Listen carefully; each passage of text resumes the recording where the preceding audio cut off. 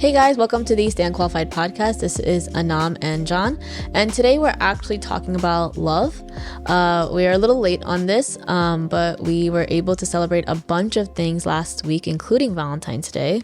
But the other things that we were able to celebrate were my 30th birthday, our baptismal anniversary, and also our wedding anniversary. So it's been like a whole week filled with just a lot of celebration. While also going through a lot of just, stressful life events type of thing. But we tried to take moments, like a pause in our life or whatever, just to try to commemorate these moments. One thing we actually did for our wedding anniversary was we went to the CeCe Winans concert, which was really awesome. We got tickets day of somehow for super cheap. Yep. And we were able to go see her and just be in that moment with her. So we got the tickets. They didn't come through. As soon as we got to the venue, we still didn't get, it was like 20 minutes before the show started. We parked up. We see everybody jumping out of their cars, heading into the stadium. I'm like, bro, we don't even, why'd we drive this far if it's not going to work out? But I knew God had something in mind. And I think we called, what was it, StubHub or something? And they immediately were like, well, oh, you know what? Something happened with the vendor. We're going to just swap out your tickets for some early access something tickets, so better tickets for literally significantly cheaper than the day before. And we were like, okay, that sounds dope. And this is what wound up happening. We get out of the car, we're happy, we download the tickets, we rush into the place, and we see the place completely packed. And we've been to this place before to listen to Jackie Perry and stuff. So there were a lot of people then as well. It's just with CeCe Winans being there, I think it went above the max capacity of people sitting there. And we're looking around and we're like, oh, this is bad. We're going to sit all the way in the back. And Anam is a sniper by trade. So she spotted these seats and we were reluctant to go sit up in the balcony or super far back. No, this is our anniversary. We're about to do this. And somehow we got into the VIP section and we were able to chill with a couple of other people and enjoy the entire show. And it just goes to show, don't give up on God. He will not give up on you, especially on important celebrations, important days to be able to commemorate love. Yeah, and honestly, I think it helped me a lot to just reset my life in that moment. Because I feel like things have been really off lately and stressful or whatever. But I feel like it just gave me a chance to just for 2 hours focus on God and just you know what? Things aren't that bad. And CeCe Winans is awesome. So. Yeah, she's dope. Anyways, so today we're actually talking about love. And we hope that you guys had a really good Valentine's Day. And even if you're not in a relationship, we really hope that you were able to celebrate the people that you love. And today we're actually going to talk about it, the difference between cultural love and biblical love. I think Valentine's Day sometimes makes people feel like left out from being able to celebrate. And I also think it's a very commercialized holiday where I think the concept of it is really good, celebrating love. But I think when it becomes about getting things, how big the bouquet of flowers was, or how much chocolate you got, or how big the teddy bear was, it becomes a competitive thing. How much does my significant other love me compared to someone else's significant other? I feel like it's like getting an engagement ring, and it's the bigger the diamond, the more the person loves you. And it's just that's not the point of the holiday. No. So, anyways. Dang. Okay. And it's interesting because I was I was reading a book by Lisa Turkeris on the Proverbs 31 woman. If you haven't checked her out yet, go ahead and follow her on YouTube. She's dope, very insightful, very wise. I think she has her own podcast with a counselor and a theologian. And she herself is gifted. So the three of them pack a punch. But she was talking about having a deeper relationship with God. And essentially the big idea that I took away from was that we're intended to restore that relationship where love is not just this self-gratifying thing, kind of like you were mentioning. But she was kind of presenting the picture in this small little devotional and she says this about it, that the love that we have is almost superficial. And she expresses what I was kind of mentioning, packages. She calls them packages full of empty promises. And I was like, man, that's pretty relatable to like Valentine's Day in that instance. I myself think it's a great opportunity to like commemorate love, because I mean, when else do we? Sometimes, at least from what I've acknowledged growing up, we don't have too many moments to celebrate other people, at least not enough. And the Jewish tradition, at least maybe in the ancient Near Eastern time, or maybe even today, I don't know, they were more keen to celebrations. It was always a thing to be able to commemorate something. And I think that's something that is beautiful about life, being able to spend time together, come into community with one another, and be able to celebrate grandiose and like even small moments. And so she kind of touches base on how we can go about doing that. And it's really just the nutshell version of it is developing a deeper devotional life with God. That's how we start to understand what love is better, because whatever we wind up having in terms of definition of love is what then we'll be able to give. But I wanted to jump into my rendition, not mine, some of the things that I've picked up more recently within the last month about love. And so in Genesis 1, verses 26 through 28, it speaks about Adam being created. And it's interesting. I'm not going to make this a Bible study. I just found it fascinating that some of the first things mentioned about, let's say, God, at least in this little section, this is the first portion of the creation account where we see this self-revelatory thing. God says, we need to make man, right? But it says, let me just pull it up because I think it would be really nice. So Genesis chapter 1, verse 26 says, "Then God said, let us make mankind in our image, in our likeness, so that they may rule over the fish," so on and so forth. Self-revelatory that in that it says, let us. So immediately we realize, at least at base, God is not just one. He is one, right? The Trinity is one, but he's speaking in a plurality. And I was just like, oh, okay, that's interesting. But then it proceeds to say, let us make mankind in our own image. And the mankind part, this was dope. Mankind is actually, like in that verse in Hebrew, mankind is actually the word Adam, right? So if you think Adam and Eve, Adam actually wasn't necessarily a name per se.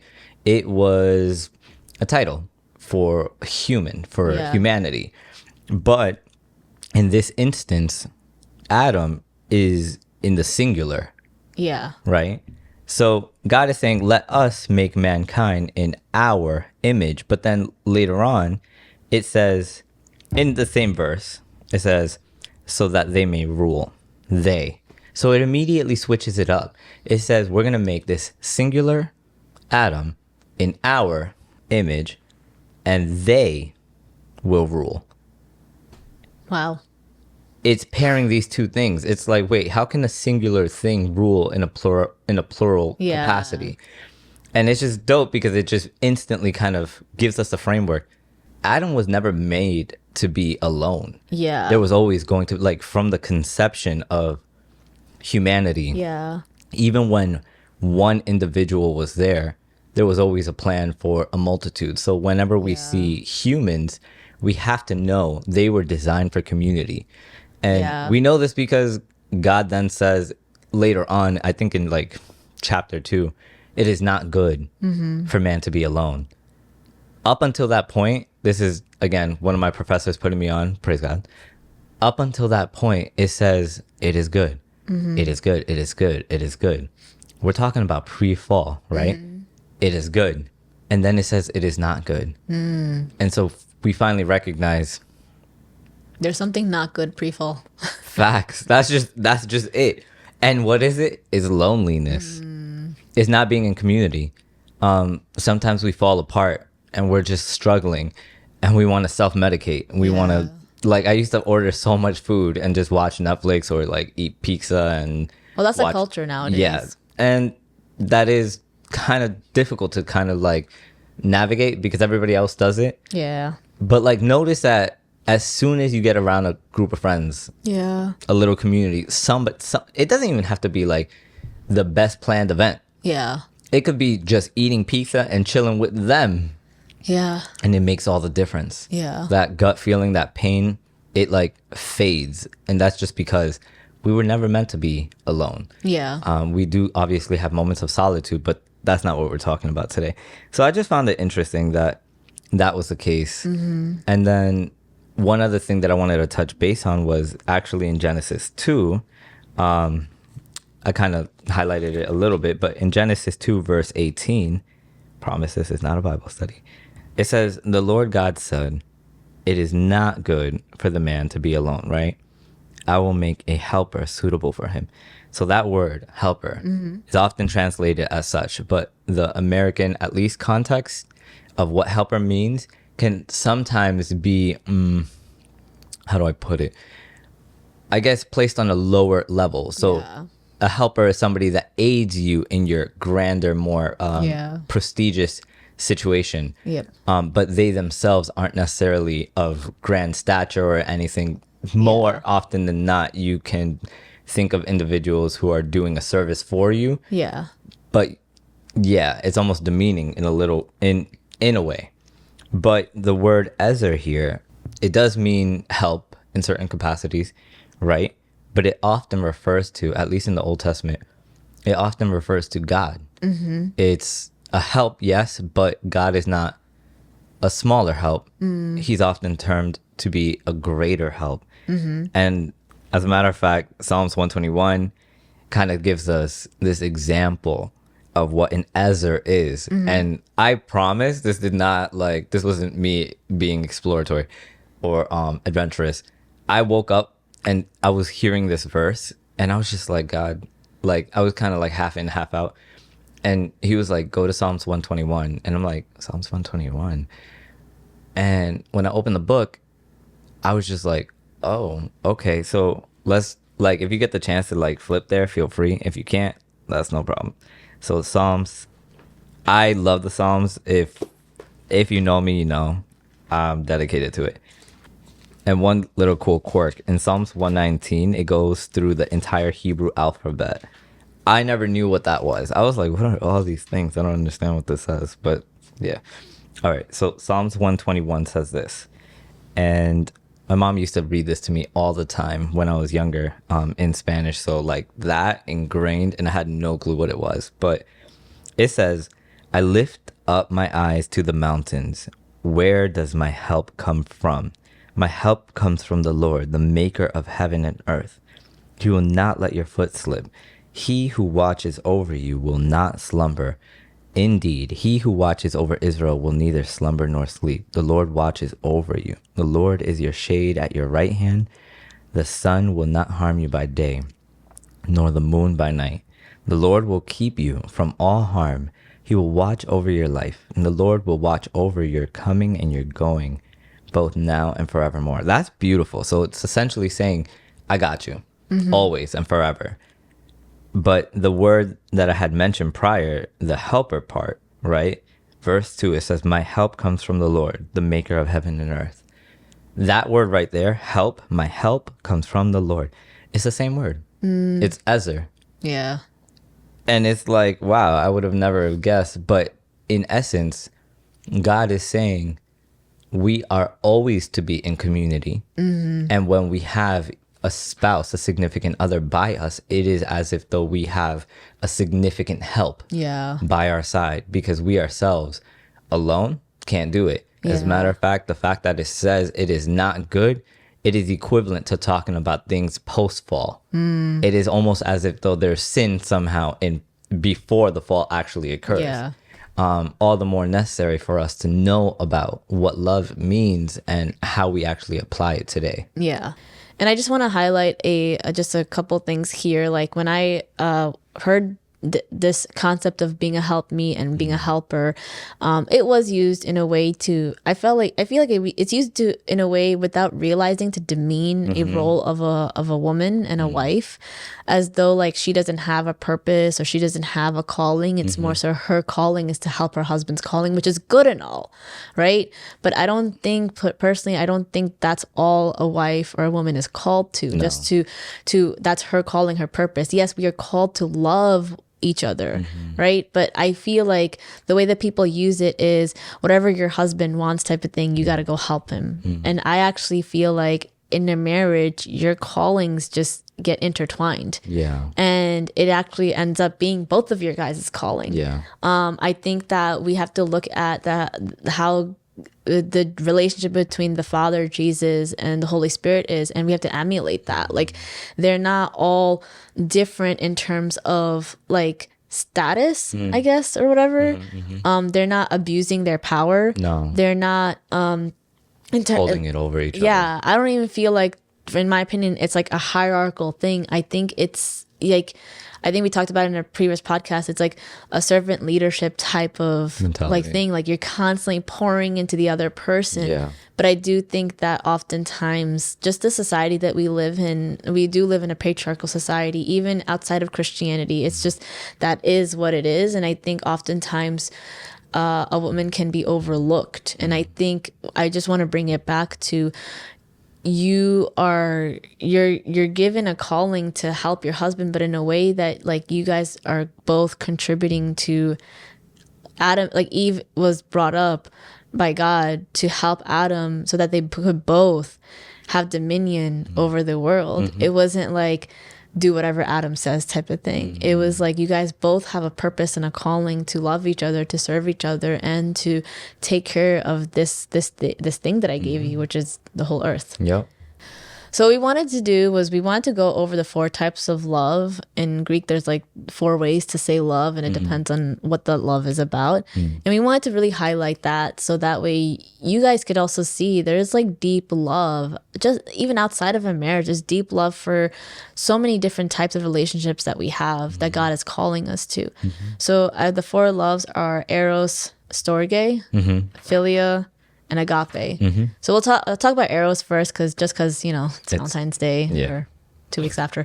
But anyways, so eros love is a love between a man and a woman, ideally in a marital relationship. That you see it with in Song of Songs, where I believe Solomon is like, kind of like, it goes into the stages of a relationship where they're courting each other and then they get married and then marriage. But that's what that eros love is for. It's not a lust-filled love. It's not a fleshly love. It's a really intimate, deep love. It's an intimate, deep love. It's a passionate love too. So there's still passion there. Yeah.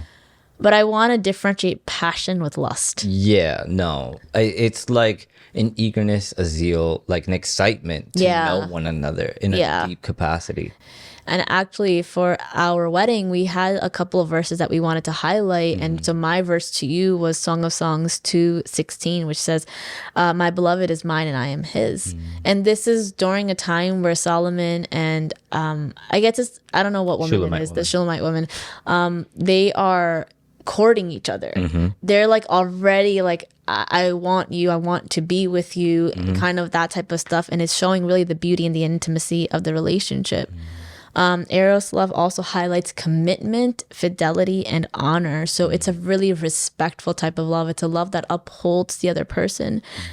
And sexuality is highlighted, but here it's like, it's wholesome and it's a gift from God. I think we don't realize it, like eros is good, like that sexual love is good, and it doesn't have to be perverted. No.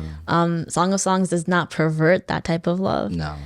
You're able to enjoy each other without this fear of abandonment as well, because of that fidelity. There's a climax, I think, let me just check it out real quick. But at the end of the second, there's like 2 climaxes. So it was when God finished creating the world, right? But then there was let me see. Okay, yeah, Genesis 2, verse 24 and 25. And it says, that is why a man leaves his father and mother and is united to his wife, and they become one flesh. So it's a coming together, first off. Adam and his wife, so verse 25, were both naked and they felt no shame. Yep. And essentially the idea here is this level of intimacy. It's a knowing of one another. And no, it isn't bad. It's biblical. It's literally one of the highest points in pre-fall. So that's something we should be replicating. Yeah, and I think that we often forget that in marriage, like you're still supposed to be pursuing each other and have passion for each other and still try to make that bond and that intimacy deeper. I think sometimes we portray marriage as like a ball and chain type of thing, like your passion for each other goes down and your longing for each other goes down, and that's not what God is saying. God is saying actually it should be getting deeper, and your love for each other should be getting deeper. And I just want to highlight Song of Song 8, 6 through 7. Do you mind reading it for me? Song of Songs. So before he reads this, our mentor / our really close friend on our wedding day actually read us parts of Song of Songs. And it was like, it was deep. Okay. It was a lot. And I feel like she gave like a mini sermon on it. But it gave us a lot more of an appreciation of what to look forward to in marriage. So this is the Shulamite woman speaking. Verse 6 and 7. Place me like a seal over your heart as I speak to my cat, like a seal on your arm. For love is as strong as death, its jealousy unyielding as the grave. It burns like a blazing fire, like a mighty flame. Many waters cannot quench love. You could hear him burn. Many waters cannot quench love. Rivers cannot sweep it away. If one were to give all the wealth of one's house for love, it would be utterly scorned. And I want to highlight, they're already married right now. Like this isn't, they're still like, trying to court and trying to like looking forward to marriage. They're already married and the love is getting deeper. And that's what I just want to highlight. Eros love is supposed to be a really sacred, intentional type of love. It's more than just physical attractiveness towards each other. There's an emotional and spiritual bond to each other. Yes, but there is still that physical, like he mentions cluster of grapes. I'm not going to explain that right now. And pomegranates. But I'm just saying it's more than that. Yeah, absolutely. It highlights definitely that too. There's beauty in both. So the next type of love is storge love. And this is a love between parents and children, kind of like that family bond type of love. It highlights God's care and devotion for each other. Like God wants us to take care of each other in a family. Like he gives us parents and kids and cousins and grandparents and all this type of love that we get to really experience. So this type of love is supposed to also help us to see like the affection and care we have for each other. So the one that I thought of was Ruth and Naomi. And this one is actually I think it's a cool example because they're not really biologically related, but they still experience that storge type of love. So in Ruth, you kind of see that she basically is married to Naomi's son, but then her son passes away. So Ruth is kind of just left as a widow, and Naomi gives her the permission to kind of go back to her family. And Ruth actually says, no, I'm committed to you. So if you go to Ruth 1, 16 and 17. So Ruth 1, 16 and 17 says, I'll read 15. Look, said Naomi, your sister-in-law is going back to her people and her gods. Go back with her. But Ruth replied, don't urge me to leave you or to turn back from you. Where you go, I will go, and where you stay, I will stay. Your people will be my people, and your God, my God. Where you die, I will die, and there I will be buried. May the Lord deal with me, be it ever so severely, if even death separates you and me. She's talking to Naomi. She's not talking to her husband or her husband who passed away or anyone. She's talking to her mother-in-law who's not even biological to her. But this is showing that storge type of love, that affection that we have towards family members and that care that we have. And I think that's just an awesome thing that we're able to experience. Yeah. And you kind of mentioned a second case where like, I think I relate to this one a whole lot, but like the prodigal son story. Yeah. In that story, we see a son coming home. Hello, Aries. And he's coming home from having basically disrespected his entire family because he asked for his inheritance in advance. And when he did that, that was almost like saying, hey, you're not even alive to me anymore. Yeah. Because the only way for a son or a kid or a child to receive an inheritance from their parents, from their father, was for that individual to pass away. Yeah. So when he said that, he was literally saying, you'd be better off dead for my blessing, for my own sake. And he wasn't the oldest son, right? He wasn't. Yeah. No. Or at least I'm not sure. Maybe I should go back. He was, but yeah, what wound up happening in that instance was the father saw him from a long way off, right? Immediately excited, threw him a banquet. It was almost as if to say, you know what? That's fine. All the money in the world, it's nothing. Just like we were just reading, it's nothing in comparison to the love. Yeah. The deep rooted love that God has given us towards parents, towards families in this specific type of love. Yeah. And what I like is that God is showing us this type of love where it's not contingent upon someone's action. So the son disrespected his dad, but his dad was able to open arms, take him back and throw him a party. It was not contingent to what he did. No. It was just such a relief and just overwhelmingness of he's back. Yeah. He's back in my care. Yeah.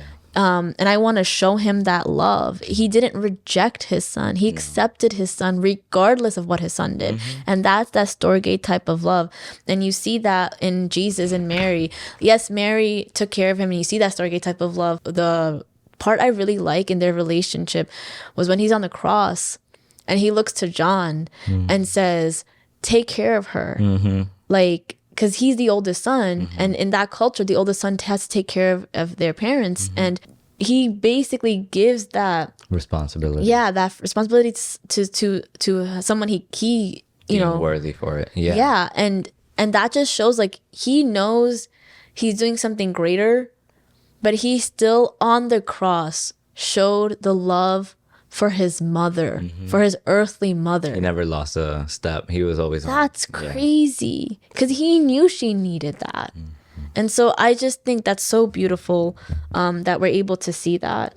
And just to end it off, like this love that Jesus was showing towards Mary was also protective and supportive love. Like our parents are supposed to protect and support us, but as we grow older, there's responsibility to protect and support our parents as 100%. Well. Before we go into filial love, I really wanted to ask, like, what do you think the love for animals is? I think it's Storge. Yeah, this is my son. Yeah. Anyways, okay. So filial love. Right. So filial love, it's adequate to brotherly love. Yeah. It's obviously not just, okay, male to male. It's friendship, essentially. Yeah. And that's kind of how we get the idea of Philadelphia, the city of brotherly love.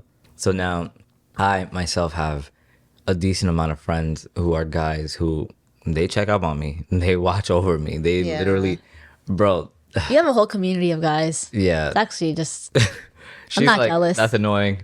Nah, I love my friends because they always have my back. It's like, yo, your car broke down. Let's fix that. You need to paint something. Let's do that.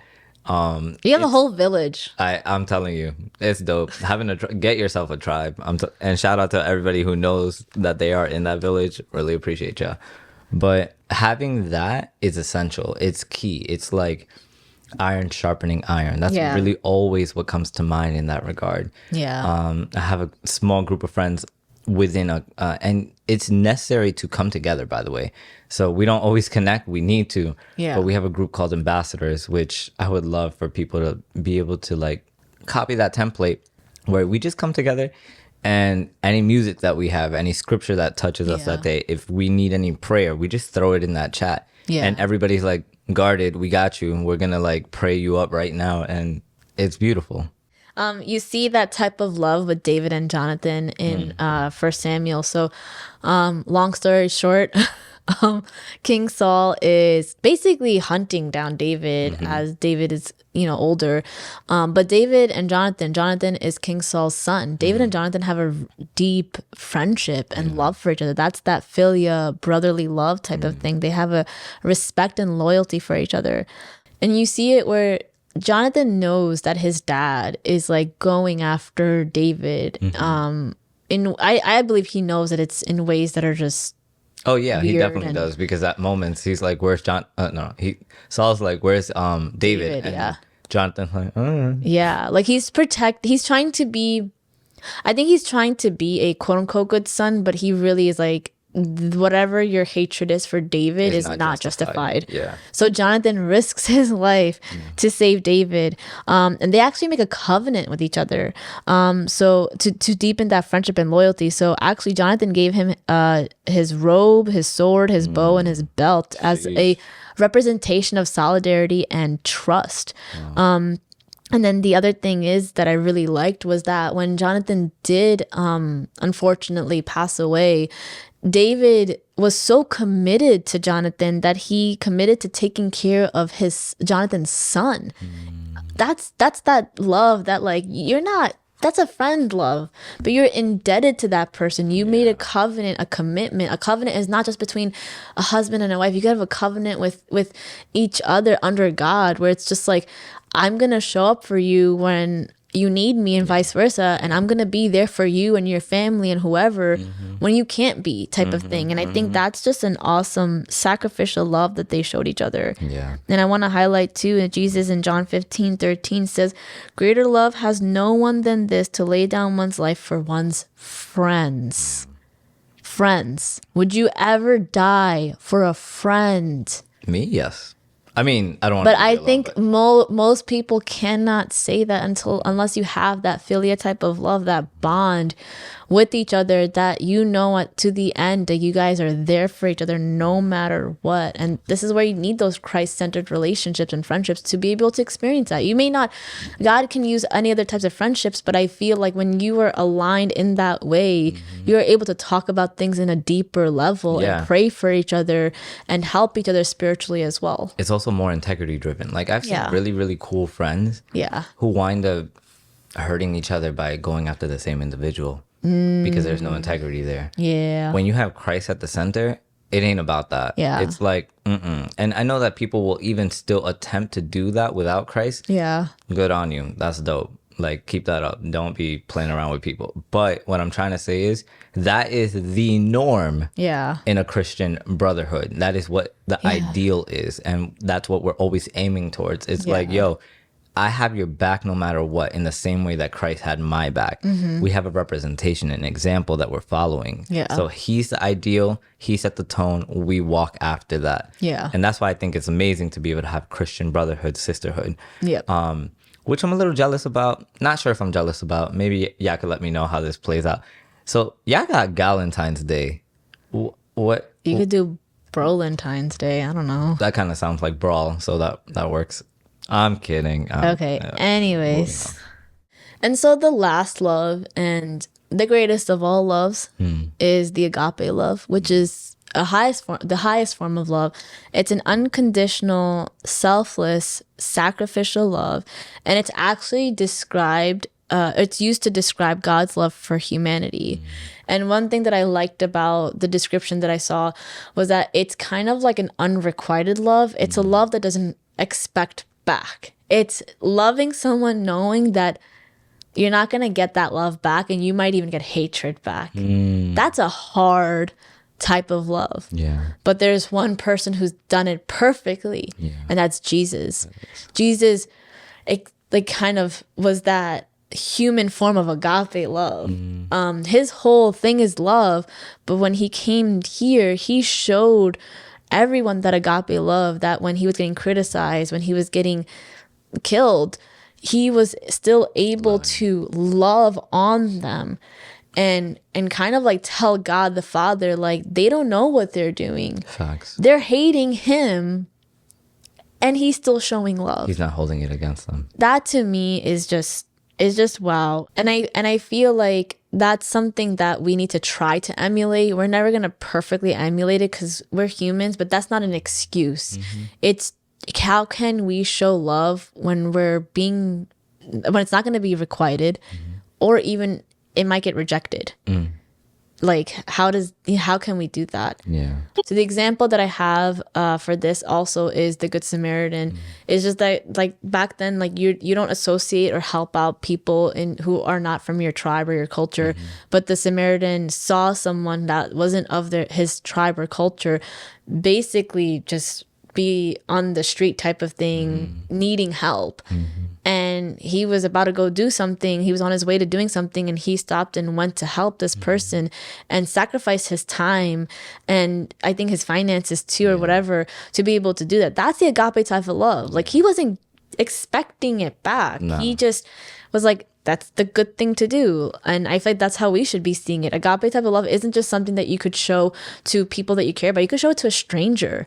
You could show it to people who are just in need. Like, I don't expect anything back from you, but here you go. It's okay. He literally took him to I would call it a hotel. Yeah. A lodging place. Yeah. And paid for it. Paid for it. Yeah. So it's not just above, it's above and beyond. Yeah. And I think that's a difficult, like, Jesus played the role of each one of those things, right?